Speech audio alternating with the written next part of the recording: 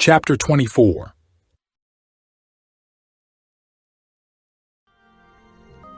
And when Balaam saw that it pleased the Lord to bless Israel, he went not as at other times to seek for enchantments, but he set his face toward the wilderness. And Balaam lifted up his eyes, and he saw Israel abiding in his tents according to their tribes.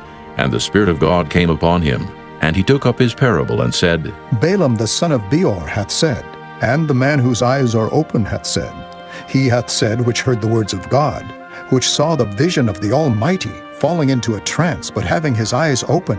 How goodly are thy tents, O Jacob, and thy tabernacles, O Israel!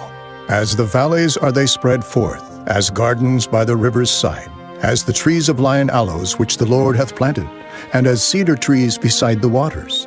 He shall pour the water out of his buckets, and his seed shall be in many waters, and his king shall be higher than Agag, and his kingdom shall be exalted.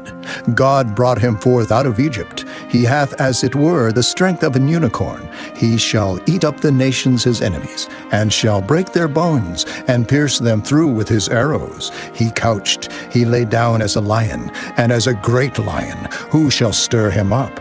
Blessed is he that blesseth thee, and cursed is he that curseth thee. And Balak's anger was kindled against Balaam, and he smote his hands together.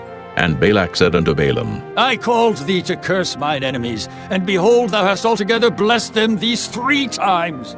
Therefore now flee thou to thy place. I thought to promote thee unto great honor, but lo, the Lord hath kept thee back from honor.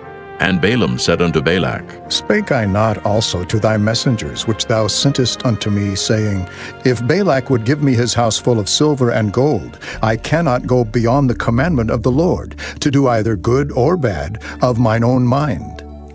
But what the Lord saith, that will I speak.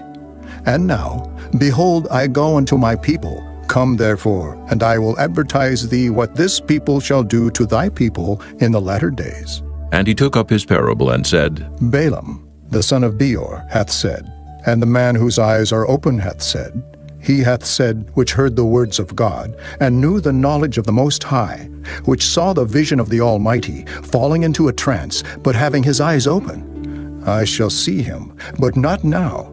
I shall behold him, but not nigh.